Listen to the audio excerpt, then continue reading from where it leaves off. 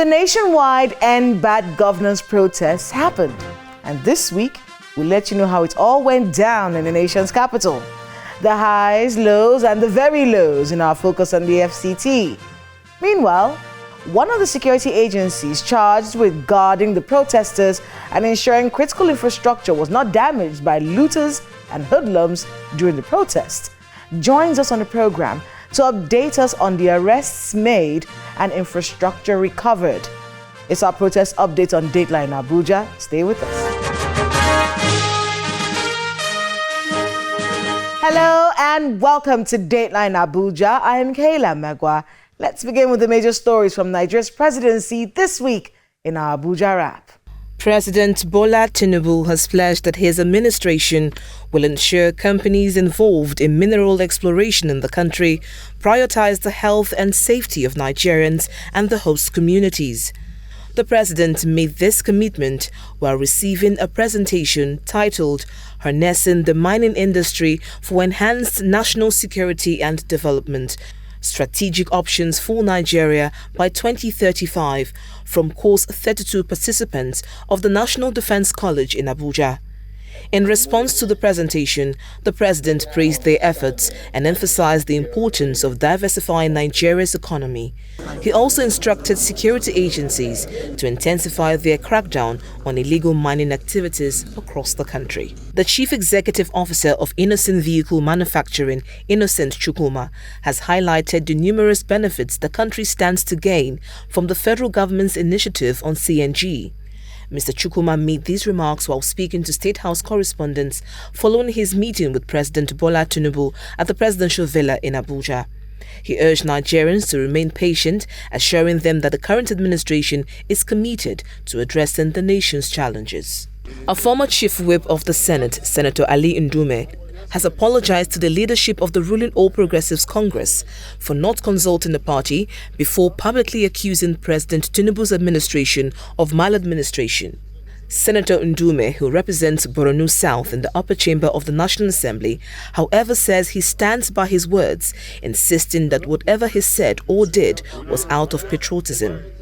The senator was removed and replaced by Senator Mohammed Monguno following a letter by the ruling party to sanction the lawmaker for his hurtful and unguarded statements against the president. In the letter jointly signed by the APC National Chairman Abdullahi Ganduje and National Secretary Senator Ajibola Bashiru, the party directed the upper chamber to sanction the lawmaker, being a high-ranking leader of the party, for deliberately failing to utilize party machinery to vent his anger before going public. Welcome back. We are on protest watch this week on Dateline Abuja, and wow, what a week we've had. Here's what happened in the nation's capital during the End Bad Governance protest. Watch this. August 1st, 2024.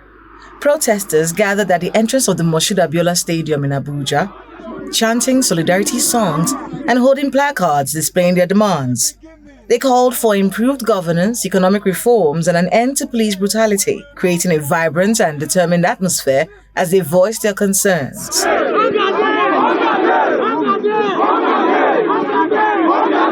People are selling their properties to pay for children's school fees. We are not asking for anything much. We are asking that Nigeria should be fixed. They continue with their demonstration outside of the stadium, despite calls from the police commissioner for the protesters to go into the National Stadium for the protest. The issue is that they are blocking the express road. And the order said they should go inside the stadium and protest. The protest was earlier scheduled to hold at the Eagle Square and the Unity Fountain in Abuja. However, they were denied approvals and both venues were taken over by security personnel. Back at the stadium, these buses arrived carrying counter-protesters.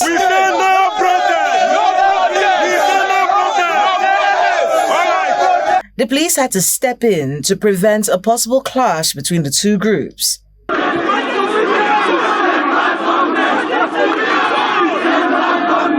Nevertheless, the End Hardship and Bad Governance protesters later decided to march to the Eagle Square. But it was not to be, as the police deployed tear gas to disperse them.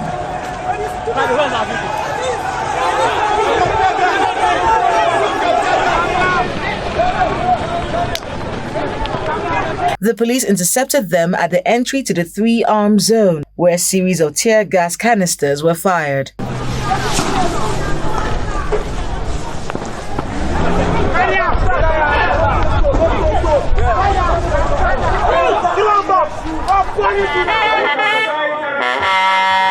On the same day, top management of the FCT administration, staff and other invited guests converged at the Federal Capital Development Authority for the presentation of staff of office to the newly appointed graded chiefs in the FCT.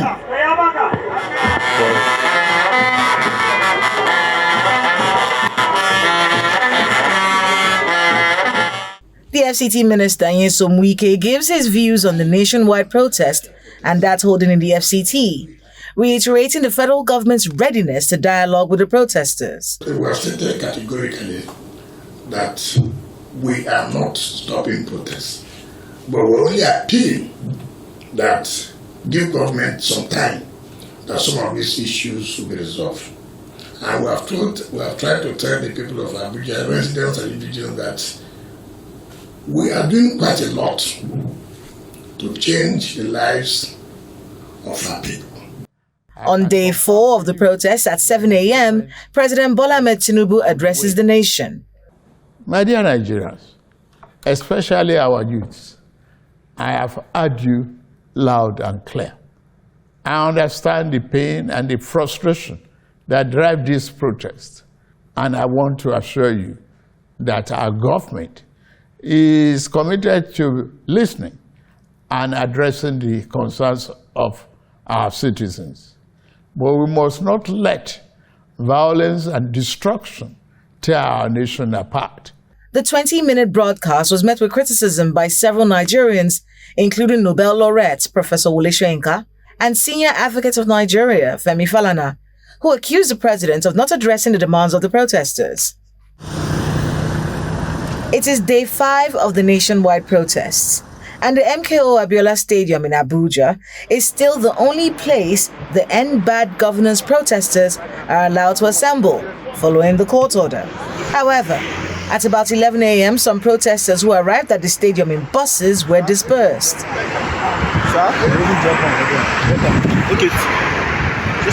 Hello?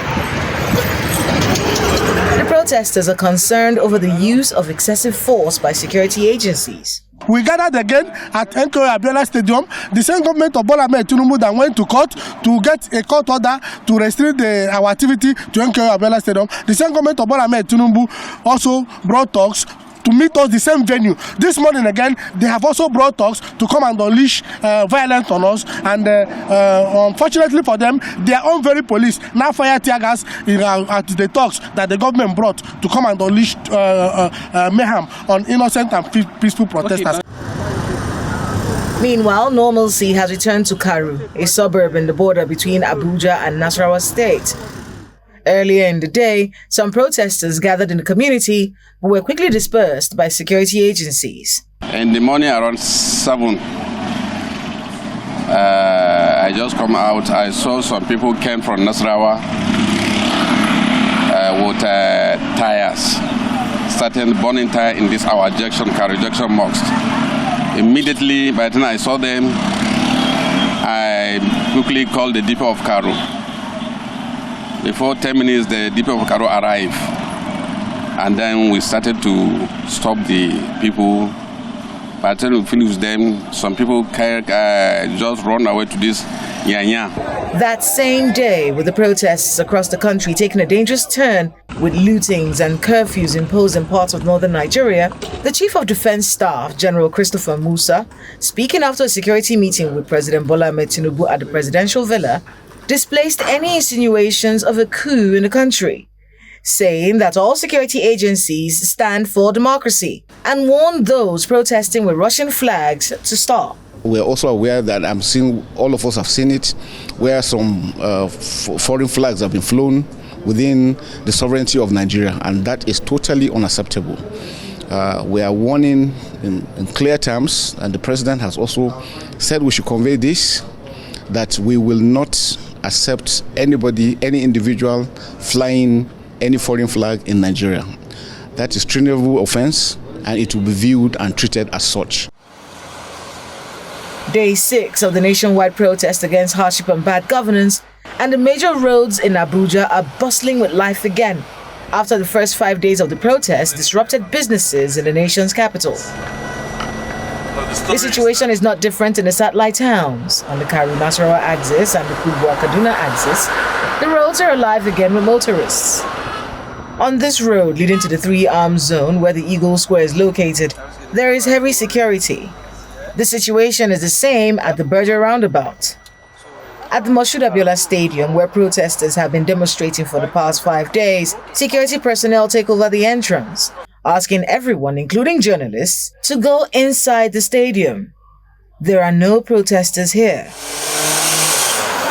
Meanwhile, inside the stadium, the former country director of Action Aid Nigeria, Mrs. Eneobi, is leading a sit-out to protest against what they describe as the maltreatment of protesters. The former Action Aid country director also explains why the president's call for dialogue may not work. You saw what happened on the first day. Many of you were here, and I want to say a big thank you to the Nigerian, media. If you saw what happened here on Saturday, where the young people were cornered and tear gas, how can you tear gas hungry people? On that same day, at the instance of the Chief of Defense Staff, heads of security agencies converged on the conference hall of the Defense Headquarters in Abuja for this unusual news conference. After the welcome address by the Chief of Defense Staff, the Inspector General of Police hits on those flying foreign flags. We still have in few states, in Kano, Kaduna,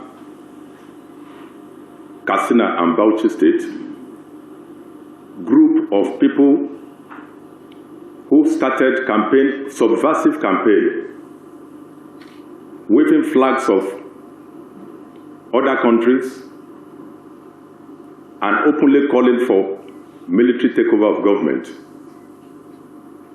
This is not a protest, but an offense of treason.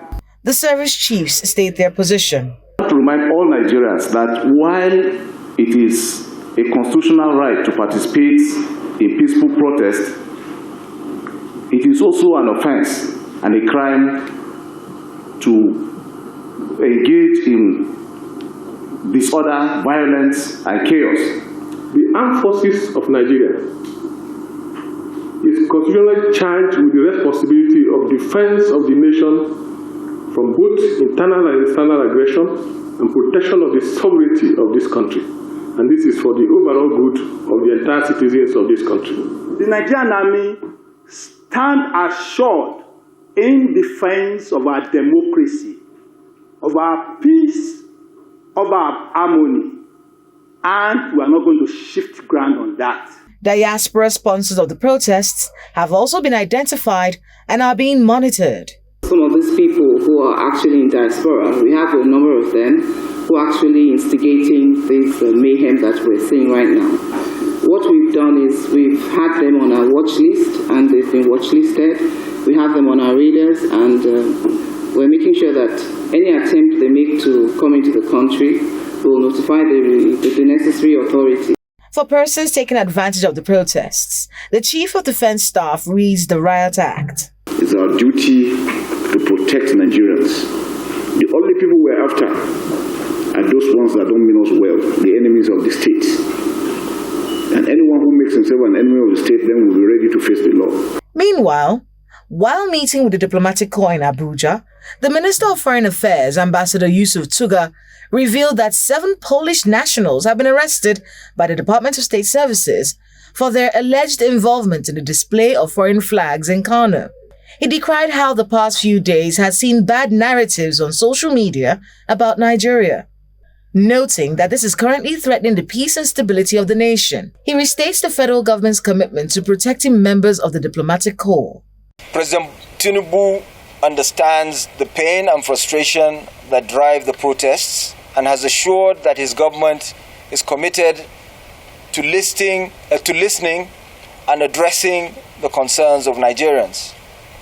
He has appealed particularly to the youths and advised them not to let violence and destruction tear the country apart. Relative calm has returned to the nation's capital as law enforcement struggles with keeping the balance between protecting genuine protesters and staving off infiltrations and hijacks by unscrupulous elements seeking to use the protests to wreak havoc on the Nigerian people.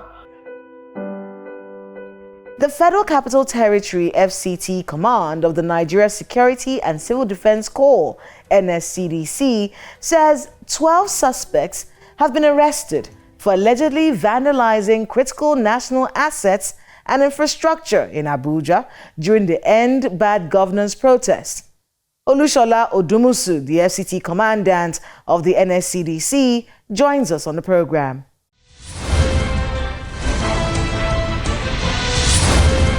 Mr. Odumusu, welcome to Dateline Abuja again. Thank you very much. So let's talk a bit about the protest. I want a general assessment from your men because you were everywhere, going from one spot to the other. Just a general assessment of how the protest went. Well, thank you for having me once again. Well, I would like to say that the protests, just like we envisaged actually before the very first day it began, we knew that when you go in the history of protests in Nigeria, I'm not sure we've really had any protest that has not been hijacked. And of course, the Minister of FCT, His Excellency Nyesom Wike, has always been on our neck. Like this protest must not degenerate into violence or anything that will not be able to contain, knowing fully well that Abuja, is the seat of power. And beyond that, we also have a lot of foreign missions, here. So, of course, we have to be very strategic, about how we manage, Abuja because of a lot of reasons. And of course, we know that we also have a lot of infrastructure, critical national assets also here. And so we cannot afford to toy with that. So let's talk a little bit about some of those who you caught vandalizing these assets. Because apparently in the Moshood Abiola Stadium, you arrested about 12 people. We arrested about 12 people. But what were they doing at the time when you arrested them? They were they mixed up with the protesters, apparently. Inside the stadium? Yeah. No, outside the stadium. Yes, but protesters inside so while the protest was going on and the thing was, turning, chaotic, some of them jumped the barbed wire into the stadium. And some went for the cables, especially the solar panel. Because there are solar panel streetlights there. And some of was the cables they were stealing? Yeah, some of them were caught in the act. Others were seen with aluminium. They were just destroying anything, inside. And that is one of the reasons why, like I always say, I've called for the regulation of the pan-ticker market. I was just going to go there next because when you see people cutting down metal things and stealing cables, the next move they know there is a ready market for it. So what next? Have you done anything about the pan-ticker market since then? Yes, I have written to His Excellency the Honorable Minister of FCT, just to seek his intervention in that area, because if we're able to regulate the pan-ticker market, Kayla, I tell you, we have solved 50% of the problem of vandalism in FCT, because once there is no ready market for whatever it is that they loot or destroy, definitely, the urge, the eagerness, the zeal to, go for such things. We had series of issues. Maraba was, Yanya axis was terrible because if you saw what happened, that axis is densely populated, and majority of those people you saw were not protesters. They were hoodlums, they were miscreants, they were But your thieves. men were patrolling. They were everywhere. Alongside what we saw was a lot of damage done in Karunyanya, Maraba, axis. How would you assess the way your men worked in those places to protect infrastructure there? Well, I'll tell you honestly and for free that we must give kudos to the security agencies. We were guided, by our rules of engagement. And the Commandant General, Dr. Ahmed Abubakar Haudi, MNIFR, emphasized that on no account must any of us use live ammunitions. So prior to the beginning of the protest, we took delivery of rubber bullets at the national headquarters, which he made available to all states command. So, did your men fire any rubber bullets during the protest in Abuja? Well, there were some areas where they got violent. If they don't do that, they probably wouldn't have, come out alive, so they had to fire rubber bullets into there. The whole idea. In what places? Yeah, like in Maraba, for instance, and in Yanya Axis, for instance, there were places where the men were almost overwhelmed. You need to have been there, Such as what places? In Yanya, for instance, there was a lot of violence that we had to even call for the military to come and engage them. Then also in Kubwa Axis, we also saw what happened in Duse. The miscreant took over the street, and at some point they were even, some of them even went as far as extorting commuters and those passers by. For them to be able to use the road, they take money from them. Some, they were snatching phones. So we had to move in and disperse them. What sort of things did you recover from those that you arrested? Yes, like at the stadium, for instance, we had the aluminium wire mesh and all of that they have already destroyed. We had some cables recovered, and we picked up some guys around the Mambuchi axis. They were attempting to vandalize street light. When they saw my men on patrol, they took to their heels, but I think 2 of them was arrested. So some were caught in the act, some ran away, and some we prevented them, from doing that. So what happens to the ones that you've arrested? What next for them? We are prosecuting them. That's it. It's not, we don't treat them with kid gloves. Once they are arrested, we do the needful, they are profiled, and we do the... one time we talked about the punishment for those sorts of actions and how sometimes they are just fines. Yes, and sometimes you find, at the court, I've been there once when they were coming out, their brothers were outside just waiting to give them transport to go home, paying those fines for them and things like that. That's one area. Is there anything that's been done about that? Well, that's one area, like I said, solving a problem of this nature, we have to engage is a multi-stakeholder thing. I just spoke about, the excesses of the Panteka marketers. That's number one. At the end of the day, too, when vandals are arrested, what becomes their fate after? And we discover that even that aspect of legal jurisprudence also needs to be taken care of, because if the penalty is nothing serious, you see recurrence of all this crime, because somebody who was arrested for vandalizing maybe electrical cable goes to court and is fined 2,000 naira. Do you get what I'm saying? It is not a difficult thing to do, because we've had cases where I think recently one guy was picked up at Idu train station. He was trying to vandalize one of the sleepers, and when he was brought, he happened to be somebody we took to court some time before.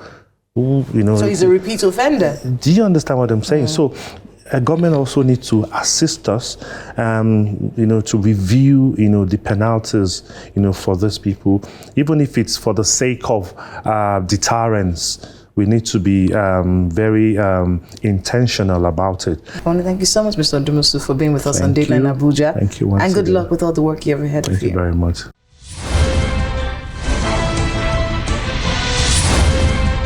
Thanks to my guest and to everyone who spoke to us today on the program. Stay safe as you go about your daily activities, and remember to let us know the happenings in your neighborhood using the social media handle showing right now on your screens. Thank you so much for watching. I am Kayla Magwa. See you next time.